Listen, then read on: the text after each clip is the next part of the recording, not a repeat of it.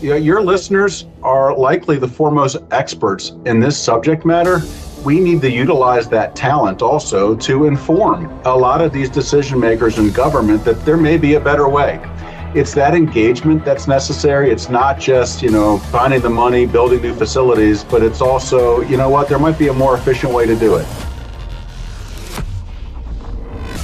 This is the Asset Champion Podcast, where we talk with facilities maintenance and asset management leaders about the industry trends, challenges, and technologies impacting your organization. This show is powered by Eptura, the global worktech company providing software solutions for people, workplaces, and assets to enable you to work your world. Hey folks, welcome to the show and happy 2026. It's me, your host, Mike P. Excited to be back for the start of another new year. And I'm so glad you are here with me as we continue our series of conversations from the world of facility and asset management. And what better way to kick things off, everybody, than by welcoming another first-time visitor to the Asset Champion Podcast. He is a neighbor of mine based here in the Washington, D.C. area, and he has had a long career as a strategist and advisor to top government officials and institutions. So I wanted to explore with him some of the high-level challenges and opportunities being discussed at the U.S. federal government. And by doing so, I am confident we can provide some powerful insights for you, the asset and facility managers out there, doing your best to care for the built environment. So, with all that said, my guest today is Jon Towers, Policy Director at Brownstein Hyatt Farber Schreck, a lobbying firm positioned at the intersection of law, business, and policy to bring a multidisciplinary strategy to every issue. So let's welcome him to the show. Jon, welcome to the Asset Champion Podcast.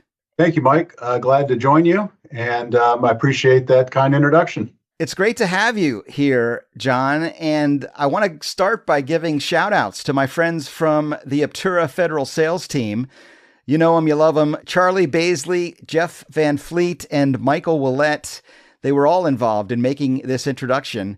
I'm curious to know from your side of the aisle, how did that go, by the way? How did they describe me and this podcast? I know Charlie's one of DJ Mike P's biggest fans.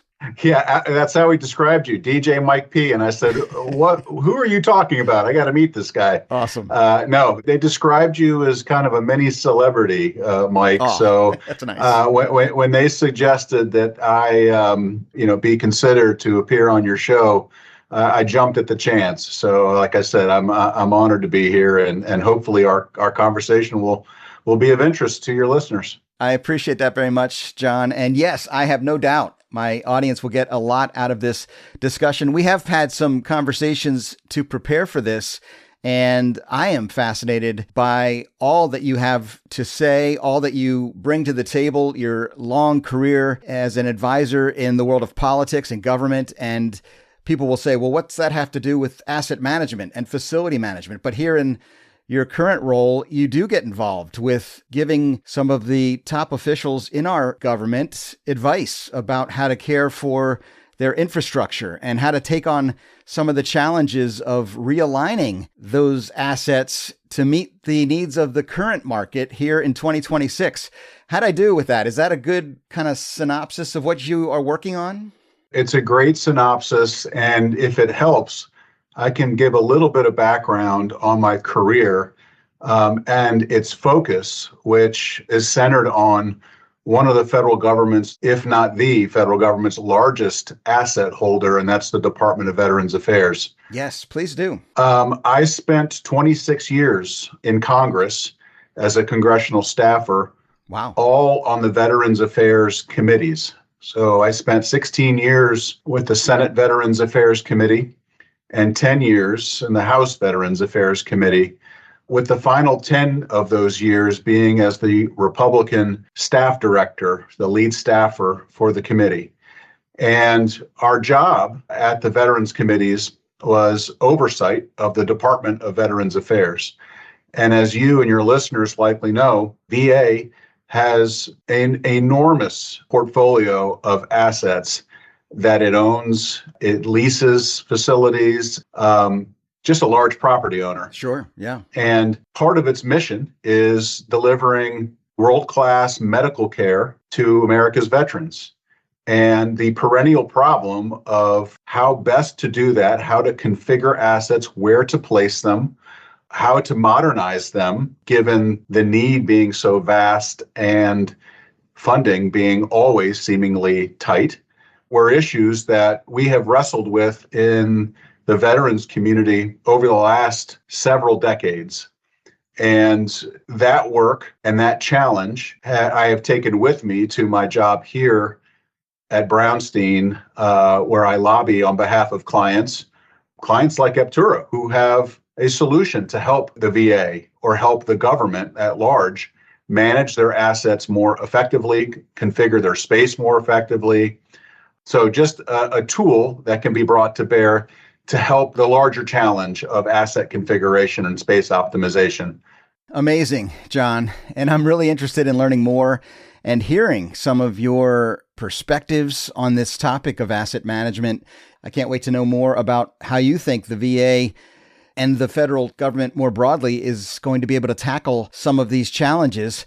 But before we get into those details, I always like to learn a little bit more about the personal side of my guests. And we already mentioned it. I'm called DJ Mike P for a reason, Jon. I love music, and I always ask my guests to share their favorite artist or song or type of music that gets them inspired. What would you say? Wow, that is a difficult one. But if I had a go-to band or bands, I would probably put Pink Floyd and Radiohead at the top of my list. Wow. Their music is somewhat similar in that their songs are long and vibey. Yep. A lot of instrumentation coming in, and I could put any of their music on and just get lost for a long, long time. Hello, hello, hello. Is there anybody out there? I love it. Yeah. I love it. You got it. Yeah, man. That's the first time someone's brought up Pink Floyd on this podcast, I believe. And I can't believe it. I can't believe it's taken this long. But it is bringing me back to the 80s, Learning to Fly and Dark Side of the Moon. Yeah, there you go. Yeah. So much part of my formative years. So I got to get back on Spotify and renew my love for Pink Floyd. Oh, check it out. Timeless classics, Mike. Perfect. Thank you for sharing. The other thing I like to ask before we get too far is if you have anything in the way of a motivational or inspirational quote that you could share with my audience.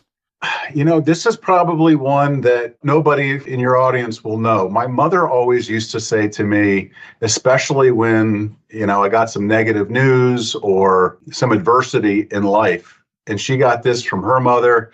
She always used to say, chin up and belly to the wind, which basically to me meant can't complain, just got to go forward, got to keep moving forward, and you face it and it's going to be okay. I like that. And, I think all of us, me included, have a tendency to sometimes when adversity comes, you've got one of two paths you can choose. You can kind of wallow in it a bit and say, well, woe is me, or you can just move forward and deal with the challenge. So yeah, there you go. That's my inspirational quote from Mom. I love it. That's fantastic, Jon. Yes, very inspiring. And again, another first on this podcast, Jon's mom being quoted. Yeah. Wonderful. Hey, we talked about the name of this show, Jon. It's the Asset Champion Podcast. And I wonder, when you hear that phrase, what comes to mind for you? What do you think it takes to be an FM and asset management leader in the world today? Well, you got to have knowledge on the subject matter for sure. You've got to know what tools are out there that can be brought to bear on the issue. Sure. Yeah. And you mentioned Charlie, Michael, and Jeff and team. They have helped me learn some of those tools, through my engagement with them. But, awesome. Leaders have to know more than others about the business that they're hoping to be successful in. And I think that, certainly applies to, those who are in the asset management or facility management field. And that is, coincidentally, one of the challenges that the Department of Veterans Affairs and I think the government as a whole has, which is you've got the needs are vast, the challenges are many, but the talent pool in order to meet these challenges is not where it ought to be for such a large holder of assets. There's just a knowledge deficit, in my opinion, in many areas of the government, particularly in VA. I think they're getting better, but I think that's one area that needs a lot of improvement. Absolutely. We've heard it here many, many times, Jon. We talk about the aging out of our FM community, the silver tsunami that probably impacts this industry more than most. And it's going to be interesting to see how we all adapt to that, because there are challenges ahead for sure. Yeah. But I've often heard it said that that's where we're going to have to lean more on technology. We're going to have to lean into things like AI and worktech solutions that can streamline and automate and make the maintenance and operations function more efficient. So I imagine that's something that you're actively interested in and pursuing. But you tell me, here it is, 2026. What's top of mind for Jon Towers, and what are your priorities as we head into this new year? Well, sure. And just to follow up on that point real quick, in 2025, we've seen a new administration. We've seen an emphasis on government being leaner, doing more with maybe fewer employees. And a lot of those employees could be in the asset management, facility management sectors. Sure. And so you hit the nail on the head that what technology tools can be brought to bear or used more effectively or efficiently in order to solve problems without the number of individuals that may have been necessary in the past. So that's certainly one element of what I'm focused on here in my current role as a lobbyist. And it's not just in this sector, but using technology to solve problems in other arenas. So, technology is all encompassing. You mentioned AI. We are seeing that explosion. I know that there has been a lot of focus on exactly how to harness it, how to weed out what's the good AI versus just noise. So much is dependent on the source material that you're drawing from in order to bring a solution to a problem. I need to get my arms and mind wrapped around this explosion of AI, its potential uses, et cetera. But we certainly have a number of clients here at Brownstein that believe that they have solutions to not just VA problems, but government problems. But getting those individuals to the right folks, whether it be on the Hill or within the federal agencies, that's what we do here. And that's what I'll continue to focus on in 2026. Great. Really interesting. And Jon, I know it's not fair to kind of have you sum up all these things and give my audience great strategic advice in, a matter of 20 or 30 minutes. But based on the work you're doing at the VA and in this big federal government institutional arena, you have things that you're working on that my audience needs to know about, they should understand, and maybe they can even have a role in helping solve some of these problems. So what are the things that you think we could change in the next 5 to 10 years? I'm not talking about an overnight fix. We're talking about really a big picture here, right? Sure. And my answer is going to be rooted in, again, with my experience with VA facilities and the need there. And one thing that I would emphasize to your audience is, by and large, veterans issues have remained one of the last bastions of bipartisanship in the Congress, in the government, irrespective of administration. That's as it should be. Yes. And why they should remain interested in the modernization effort when it comes to VA facilities is the mission is so noble. Caring for those who have borne the battle, which is what VA's motto is, borrowed after Abraham Lincoln's second inaugural address words, that to care for him who shall have borne the battle, is there's no mission in governments of higher priority than that. So how to configure and modernize the 60-year-old average age of VA's facilities, where to place them, is not only a priority because the nation's responsibility is to care for those who have served. It's a political problem because what I have seen over my career is that tough decisions on where to place facilities, where to sometimes close facilities that may no longer be needed, there is some political resistance to making those tough decisions. And where your listeners might be able to help is to kind of demand in this area that the Congress, VA, dust off good ideas that are out there to make those tough calls. There are some areas of the country where you just don't need a full service medical center anymore, that there may be a better way to deliver world-class medical care through a leased facility, a super clinic, a relationship that you have with an affiliate or a more modern provider of medical care that VA could contract. In some instances, they do need to build a new facility, or they do need to lease a number of new clinics. They've got 1,200 of them out there. Wow. So, this whole problem of where and how to deliver the best care possible to America's veterans will remain an issue for the next 10, 20, 30 years. And it really ought to be at the forefront of people's consciences when they talk about, are we answering the call for those who've served?